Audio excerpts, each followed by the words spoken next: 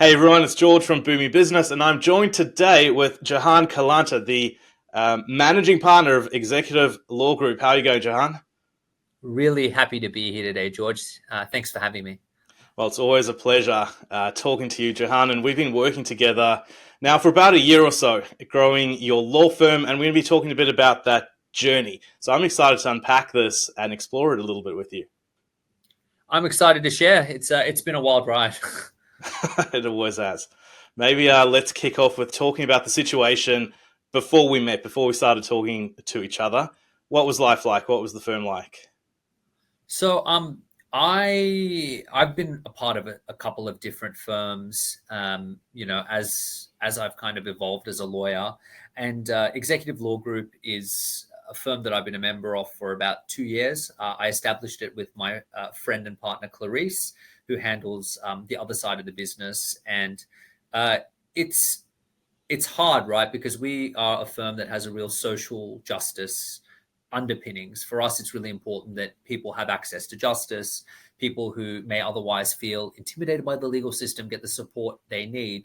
But similarly, we also need to be able to run a business. We need to be able to make a living. And so we really struggled with how do we put things in place to allow us to have those values and um, to have those goals while simultaneously being able to generate an income, being able to provide for our Mm. families, being able to pay the overheads. And for us, it was very, very difficult because it seemed like they were sort of irreconcilable forces because we were not thinking like business owners. We were thinking like idealistic lawyers, and that's a good way to think, but it also needs to be tempered sort of with some business acumen. Yeah, totally. So, what were some of the challenges you were facing in particular? Well, one is time poverty, extraordinary time poverty. The other one that I think is really one that's not really talked about enough is um, there's a belief you can work, just keep working harder. That's the Mm. solution, and you eventually reach a ceiling where you literally physically cannot work harder. You know, the 80+ hour weeks are grueling and exhausting, and you don't see that much of a return after a certain point. So it's getting out of that mindset of I'll just work harder, because that works for a while, but eventually your business gets to a stage where working harder doesn't really do anything because Yeah. your energy is not focused sufficiently to capitalize on those hours. Yeah, and I think that's a massive misconception in professional services, and especially with law firm and law firm owners. You're used to working hard. Working hard equals billable hours equals money equals success, right? But when you're building a firm and you're trying to build a business that's underpinning that firm, that formula doesn't work anymore. And it feels like you're at that glass ceiling where you just physically can't put more in. And you're already doing so much. Fantastic lawyer in your own right, as is Clarice and the team. You're all over TikTok, as some people watching this might know. You've been on TV. You're already doing so much that, as you said, the marginal effort of trying to work harder is not actually yielding results. I think a lot of law firms get trapped there. I call that the first major glass ceiling that a lot actually never ever break through. That's right, and I think for me it was quite comforting to know that I always thought, oh, I'm the only person who's such an ignoramus. I'm in this position, right? But having you come in and kind of like helicopter out and be like, okay, these are the challenges that you should be facing at this stage, and be like, oh yeah, we are experiencing those. These are the solutions, and sort of implementing them and slowly seeing, you know, improvements, changes. Some things we tried didn't work. Some things we tried worked really, really well straight away. And kind of, it's like a buffet, taking things that sort of work for you and implementing them, seeing how they go. Some innovations are great, some aren't. But really watching those incremental changes help move us in a much more clear and, in my view, a lot more sustainable direction. Yeah, there's a reason I called my book "Small Changes, Huge Results," not one big change I that love saying changes your that. whole It's life, right? it's your thing, man. You yell it. I love it. And it's true. It's gone in. Just a quick one: what made you decide to work with a coach in the first place? Well, you personally came recommended from a colleague of mine who I really respect, Harrison Dell. He told me that he'd been working with you and he'd seen some really great improvements. I was a little bit skeptical. I was like, I don't know whether a coach will give me any value. I already know sort of how to do these things. What can you possibly say? But for me, having that external third party come in and sort of really provide, I guess, business acumen, but also a sounding board.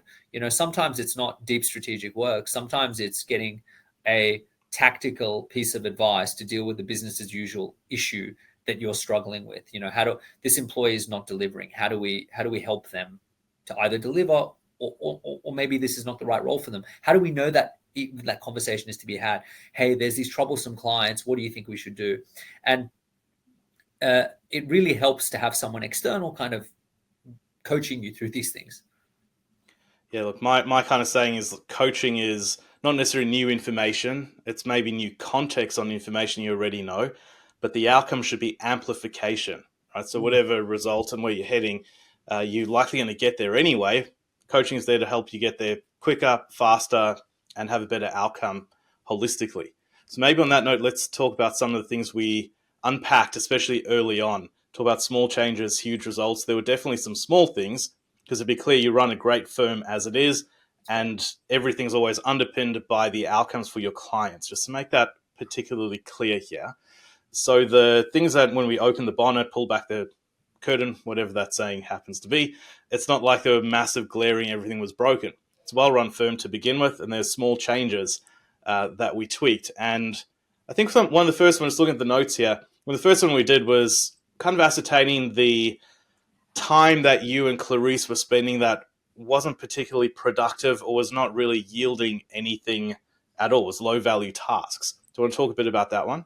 Yeah, look, when we did an audit of our time, a lot of the stuff that we thought we couldn't live without, there's no way anyone but us could do it, and you begin by applying common sense, right? Like, so obviously things like photocopying and things like filing, you give those away because you know that someone else can do them. It's annoying to teach them, but you know someone can do it. But a lot of the stuff that I was absolutely certain that only I could do, I didn't need to do. And so there was hours. I think Clarice and I saved about 2 hours a day in these tasks, which like freed each us per up day, right? each per day, right? And by freeing up that time, we could utilize that for either billable work or strategic work, right? Because it's not about just today. It's about thinking, how is my business going to be in 6 months, a year, 2 years, 5 years, 10 years? Yeah, totally. And you kind of sit there and you think, like, how much time actually is that? 2 hours a day may not sound all that much. It may sound much depending on your thought process here, but 2 hours per day across the both of you, times the number of weeks, times the years, it's 960 hours per year. It's wild. It's like absolutely wild when you break it down like that, because it's just so much time. And it could be a little bit more, because there were days we were doing more banal drivel, and there was days that we were doing a little bit less. But even if you save 200 hours a year, like, that's a lot of time. If you think about that in terms of your billable rate, that's huge. And so there's a lot of easy upside you can find when you actually come at the context a little bit differently. Yeah, I mean, the other way to kind of look at that, if you're working 100-hour weeks, 900 hours, 1,000 hours, is like 10 weeks, right? It's nearly 3 months of unproductive time in a year. What else could you use that time for to be more productive? And that's where we start to unpack and optimize different areas of the business. And I mean, straight away, it's a small change to look at that. And there's small things we can do to implement it, like get a new accountant to help with the financial workflows. I think we even pulled apart some of the admin/invoicing workflows to really, really dial it in, reduce the inefficiency in there. And I think the other big one that a lot of people always ask about, you guys hired a VA. Yes, we did. That's actually overseas in the Philippines, right? Yes. You want to talk a bit about that? I think a lot of lawyers like that idea, but then get caught up with it. Well, it's not a magic bullet, right? There's a level of teething pains and a little bit of work that needs to be done, but there is some really high caliber talent that one can attract and get from overseas, and we had some false starts. We employed people that weren't suitable. We ultimately went to a BPO that we think is really good. We've entrusted them with certain tasks that have taken a lot of the pressure off us, and it's been really helpful in that it's given us sort of a little bit of breathing space, or even sometimes it makes the task a little bit more inefficient, but it gives the client a much better experience. And I think that there's something to be said for if we can help our clients have a positive experience, then we're achieving what we set out to do, even if the process is not as clean. So it's also about what's best for the clients, and that's not necessarily what's always best for us. There's sometimes um, you know a few levers you can pull to make that experience more seamless for them. Yeah, and finding that right balance That's right. is critical, right? Again, professional services, it's a service. We're serving our clients. It is about finding that balance at the end of the day. And another way you've really kind of embraced is recruitment. You put on some new team members. We got rid of some older team members. Do you want to talk a little bit about the process we went through and how that's been going? Oh, look, I think that if there was a gold star I would give you, it's for your help in the recruitment like process, the thinking around recruitment. You know, what do we need today? What do we need long term? You know, what's going to be a stopgap? What's going to be a long term solution? And I think recruitment's an issue that affects every business, but professional services especially. You know, as a lawyer, the only difference between your firm and the firm down the street really is the capacity of the people in it to generate the work and do the work. And so for us, recruitment's always been a challenge, particularly when you're dealing with things that are not pleasant, things like performance discussions, things like figuring out appropriate remuneration, and how do we have these performance chats. And I guess one of the things that's been so helpful is having you there, giving us that sort of insight into, hey, this is how it should be approached, this is the more proper way to do it, this is the way to look at it. Because it's I can say that I've got a team now that I'm very proud of. There are a lot of A players, and your life gets a lot easier when you surround yourself with A players. It's a very different sensation than when you've got people that maybe just aren't, they're just not right for the job. Yeah, I think you're only mentioning last week what a difference you're noticing around yourself now that you've got the right proportion of people in the right places with the right skill sets. And I can definitely see the weight lifted off your Aces in shoulders as well, places. just to put that out there. Aces in places. Awesome. And I think the other thing just to mention is we're recruiting team. We're not recruiting team just for the sake of recruiting team. It's quite strategic. And do you want to talk a little bit about the strategy or the clarity in the strategy you have for your firm now? Absolutely. Like we used to be like, oh, we've got a lot of personal injury cases at the moment. Let us hire a personal injury lawyer, which is not a bad way to think about it. But you're feeling you've got an immediate problem and you're just trying to fill that problem. Or sometimes you're hiring for a person rather than they're not right for the role, but that you like them, you think they're good. Whereas now we've got a proper organizational chart. We've got ideas around what are the different elements that we should be doing. And we're actively always recruiting to see how do we fill that spot with the right person or process or technology or that idea. Because the big challenge for me as an owner is I've got all the legal stuff that takes up half my brain. I've got the business stuff that takes up the other half of my brain. And if we can get it out of our brain and onto paper and then start to fill those gaps with something, you start to find that your ability to think and do all the stuff you need to do is higher. Yeah, totally. The framework we use in particular is the functional org chart, functional organization chart. And that's a way to ascertain very quickly what people and what processes are required to build the firm strategically towards the end game. Right? It's not about building the firm around the people that are there. They may be the right people, but as we've discussed, as your firm grows, it becomes more sophisticated in how it operates, in how we deal with clients, in what's acceptable and what's not acceptable. And we've got to bring people along with us to help them step up, or we're going to outgrow them. But the point is the functionality of the operating model is the driving force behind it all. That's right. I think the analogy you used is you step onto the bus or off the bus, right? The bus is going, you either step on or step off. And I think that, having that insight and learning that as my business grows, what is expected of others and myself should change. And, it allows us to do our job better. We're helping so many more people now. We've freed up space to do, that some of those hours are being utilized in pro bono projects that really matter. They're being utilized to give people really positive customer experiences.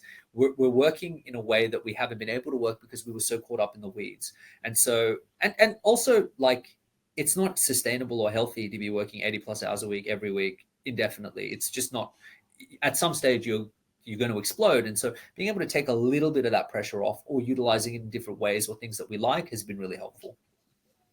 Well, I often find lawyers seem to be the worst offenders of this, but feeling like working harder or whoever works the most hours like a badge of honor, right? What's your thoughts on that and where it's led you to? I'm part of the cult of workaholism, so I completely, I shamefully relate to that statement, but it's just not true, right? Like, and I can tell you that since we started working with you, for example, I don't work many weekends. Working weekends was a very regular thing. I don't have to do that as much anymore. Now, of course, from time to time you have to, but it's nice to have my weekends back. It's really, really nice. And I used to see it as a badge of honor that I work so hard that I, lose out on all this recreational time where it's just insane and it's silly. And if you make the tweaks, if you make small changes, you get to me, having my weekend, which I can spend with my loved ones, is very valuable. And it's something that I wasn't enjoying before we worked together. And it's something that I think a lot of people think is, and our results are better, notwithstanding the fact we're not doing those extra days, which I think is a real testament to how it's going. I mean, it's a big testament to you guys. And just very quickly, talking about the strategy and direction of the firm. Yes, we freed up your time. We're building team. Where's it heading? Well, we had a really good strategy summit, which is something I think you do with a lot of your clients. But certainly when you came to us, we sat down and we actually spent a day thinking, hey, how are we going to get to these goals? We set some fairly lofty goals. And for us, part of our strategic set piece is, okay, how do we generate and create specific practice areas that are going to hit certain milestones so that once we hit them, we'll be in a position to achieve the goal. So, we work backwards. We set numerical targets. We figured out how we would hit those in each practice area. And now people have something to aim towards. And, people really respond. I know I respond really well to having a clear objective, a clear goal, a clear thing to aim towards. So it's nice to have a strategy, like a strategy we can think about, something we can go to, because before the strategy was grow or deal with cases, win cases, get work, right? It was a very get clients and grow, and hopefully it works out. Get cases, grow, and that's a strategy. It's just not a well articulated or but having an articulated strategy, having an idea, having a North Star, a Polaris is really helpful. Look, and again, just very quick on that strategy, I think the other side of it is quantifiable. So something else that came up fairly early on was the culture of the team was not necessarily, and of the leadership team in particular, was not necessarily to focus on billable hours and be really overbearing around it. I know that's a trap a lot of firms fall into. And the kind of conversation we said was, you need to tie your goals towards KPIs and outcomes so you can track everything. Difference being, though, you don't necessarily need to be overbearing around billable hours every single day. Do you want to just talk very quickly about that dynamic and how that's helped? Yeah, we quickly realized you don't measure it, you don't manage it.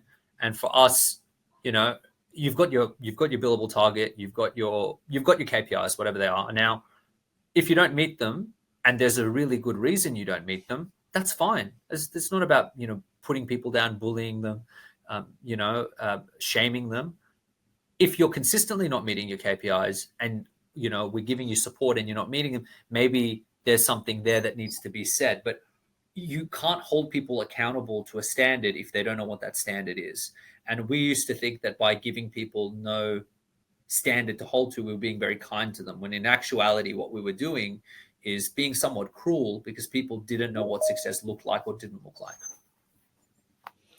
Yeah, definitely. I think that's also enabled you guys as leaders to guide the ship in the right way, because now you're making decisions based on data, right? Not necessarily on gut feel and being nice to people or being too nice to people or not being nice enough, but now you've got data to back it up and weigh things up. That's right. And I think that, look, once the real magic is when your data and your gut feel interact and create something beautiful, right? Because sometimes you have these intuitions that are really, really good, but you can't run a business just on intuition. It doesn't work. It's a balance. I think that might be the theme of today, balance in everything. So it has been about a year or so we've been working together now. Where's life now, and what's it looking like moving forward? Look, I remember when we first met, you said, look, people who work with me tend to find they have more time, their revenue goes up, their margin goes up. And there was a lot of stuff that was, said as part of the promise of working with you, and it's all been delivered. Like, our margins are up, our revenue is up, our strategy is much more clear, and from a psychological standpoint, I feel a lot more clear in what my business is doing. I mean, there's still so much to be done, but it's really nice to have a strategy and an idea to work towards. And I think a lot of it is that amplification piece. Like, I think we would have gotten here without you, but it would have taken us like 4 years, right? And that's 4 years longer without weekends. 4 years I would have, and it's just the value add is so high, it's pennies in the dollar. It's not worth thinking about when you calculate what you get versus the cost to play. Everything when you first start it, you go, oh, will it work? Won't it work? But it's been really helpful for us. Fantastic. I'm so glad to hear. And if someone's listening to this and thinking about, should I take coaching? What would you say to them? Reach out and see if it's for you, right? It may be, it may not be, but I was a little bit skeptical. What is George going to teach me that I don't know? I'm glad that I have a friend who, was quite pragmatic and said, just give it a try. We had a chat. I read some of your book. I liked some of your materials and your content. And I think that once we started working together, very quickly, it became apparent that you understand law firms. You understand the pressures that I was under as a law firm owner. And it's been really good. It's been really, really nice. And I feel like we become friends as well. So it's a win on all facets. Well, thank you, Johan. That's really kind. It's been an absolute pleasure working with you and Clarice on this journey. And there's still so much more to come. And I can't wait to continue this with you and see where we end up. Me too, my friend. Thanks for having me.